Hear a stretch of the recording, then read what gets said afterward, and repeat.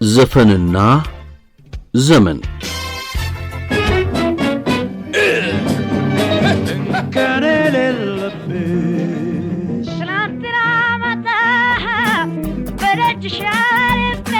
አይኖቼ ተራቦ ደረስ ይላንዶጆ አይኖችህን ሳየው ከብለል ከብለል ሲላንቺ ብዬ ሁሉን ትቼ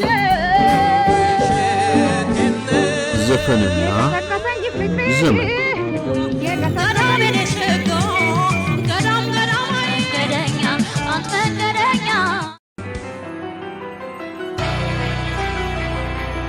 በሰሞነ አዲስ ዘመን አሻራዋ የሚታወሰው ሁለገብ የኪነት ፈርጥ አስካለ ብርሃኔ ዮሴፍ ጥሩነህ እንደጻፈው የክብር ዘበኛ ኦርኬስትራ ቀዳሚ አባላት መካከል አንዷ ነች። ቲያትር፣ ፋሽን፣ ግጥምና ዜማ ድርሰት፣ ተወዛዋዥነትና ድምፃዊነት ከሙያ ካባዎቿ መካከል ጥቂቶቹ ናቸው። በዚህ የአዲስ ዘመን የመጀመሪያ ወር እንድናነሳት የሚያስገድዱን ተከታዮቹ ብርቅ ዘመንን አብሳሪ ሥራዎች ናቸው። እንቁጣጣሽ አበባና ዘንድሮም እንኳን ደህና መጣሽ ዜማዎች ዘንድሮም እንቁጣጣሽ ለተላለ ደስታን እንኳን መጣሽ ዘንድሮም እንቁጣጣሽ ለተላለ ደስታን እንኳን መጣሽ ያገረጨቻቸው ዝናቡ ልልክ አበባ አድርሶች ለበሱ የአረንጓዴ መልክ አበባ ጀንበር ብቅ ብላ ሙቀቷ ልስልስ ነው በእንቁጣጣሽ ካዛ አበባ ዘንድሮም እንቁጣጣሽ ለተላለ ደስታን እንኳን መጣሽ እንቁጣጣሽ አበባ እንቁጣጣሽ አበባ እንቁጣጣሽ አበባ እንቁጣጣሽ አበባ እንቁጣጣሽ አበባ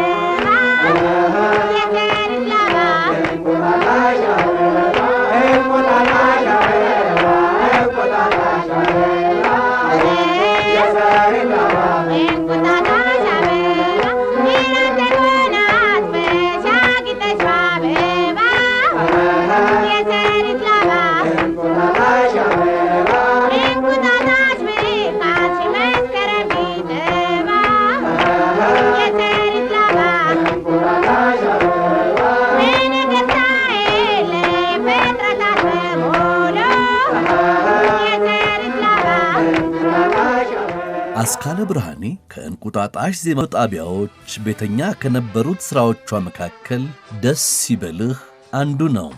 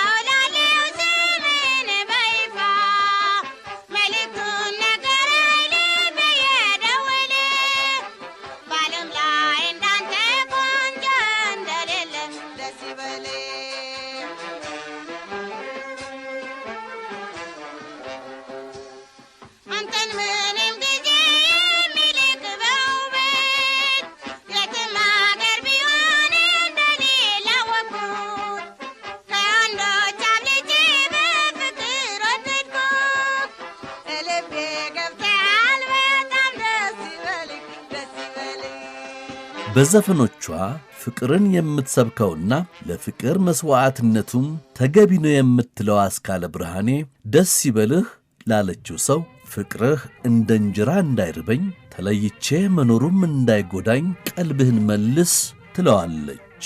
በሌላ ዘፈን ካንተ ጋር ልሁን ይሰኛል ይህ ዘፈኗ። ካንተ ጋር ልሁን ካንተ ጋር እንዳይረበኝ እንደኔ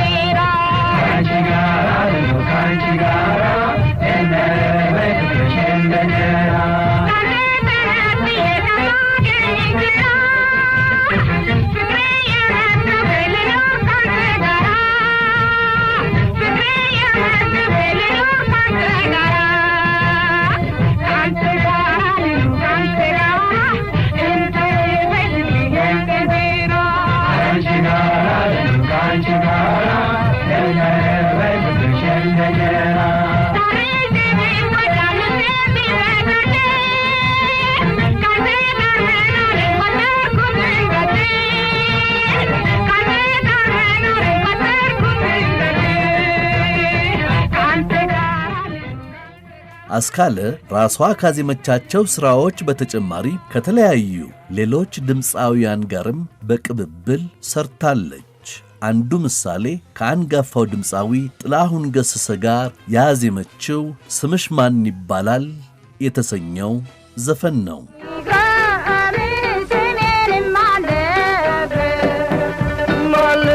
ማልበደምለሽ እንዳውቆሰመሽ እንዳውቆሰመሽ ለማብላት ብዬ ነው ኃያሉ ፍቅርሽ ኃያሉ ፍቅርሽ ገረመኝ ስምሽ ስላማረ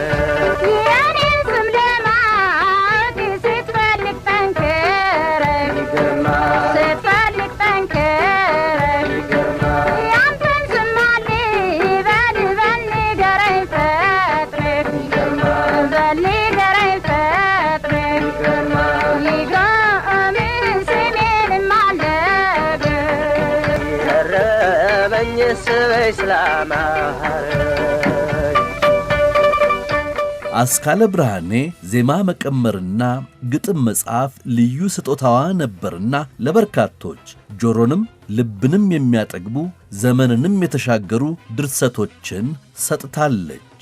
በጥላሁን አንደበት የተዜመው ኢትዮጵያን በሰቀቀንና ቁጭት የሚያነሳው አንድነትን ለሀገር የመሰዋዕትን ክብር የሚሰብከውና ስሜትን የሚፈነቅለው ሀገሬ ኢትዮጵያ ከብዙዎቹ መካከል ቀድሞ የሚነሳ ግጥምና ዜማዋ ነው።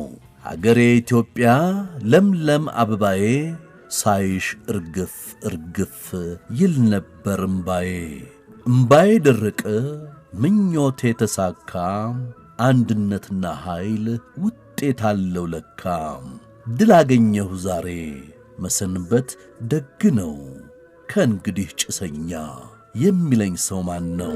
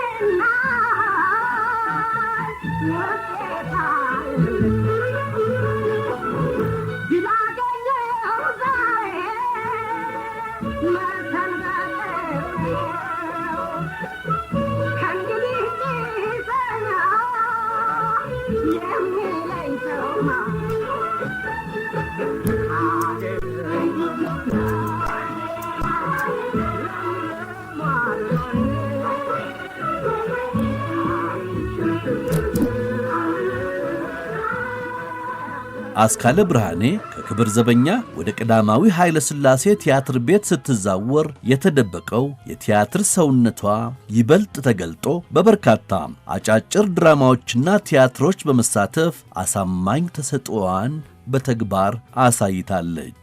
በኦቴሎ ዴዝዴሞናን ሆና ግሩም ትወናን ያሳየችበትን መድረክ ብዙዎች ያስታውሳሉ።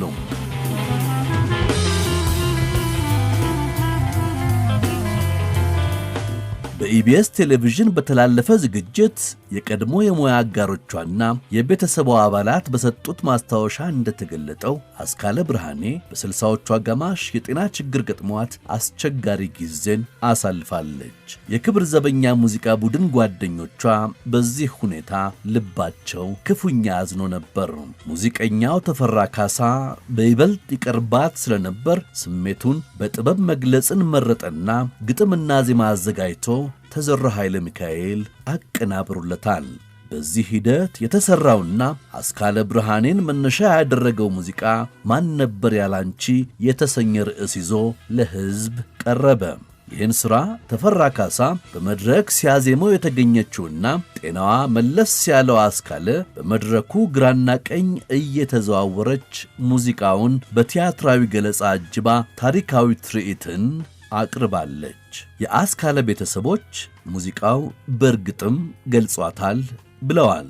ጠዋት የለበሰችውን ከሰዓት የማትደግም ብሉልኝ ጠጡልኝ ባይ ለቤተ ክርስቲያን ጊዜን የማታጣ ውሃዋና ተወዳጅ ስፖርቷ የሆነ ዘናጭ ወጣት ነበረች ይላሉ። ሥራ ፈቶ ሲያይሽ ያንቺ ተመልካች በውበት ቁንጅና ማን ነበር ያላንቺ? ሥራ ፈቶ ሲያይሽ ያንቺ ተመልካች በውበት ቁንጅና ማን ነበር ያላንቺ? በውበት ቁንጅና ማን ነበር ያላንቺ? ሥራ ፈቶ ሲያይሽ ያንቺ ተመልካች በውበት ቁንጅና ማን ነበር ያላንቺ? በውበት ቁንጅና ማን ነበር ያላንቺ?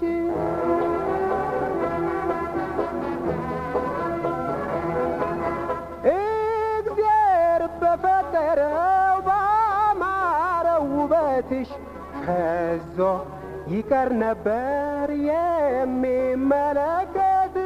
ልክ እንደ ጨረቃ ብቅ ስትደምቀሽ እንዲህ አልነበረም ያንቺ አፈጣጠርሽ።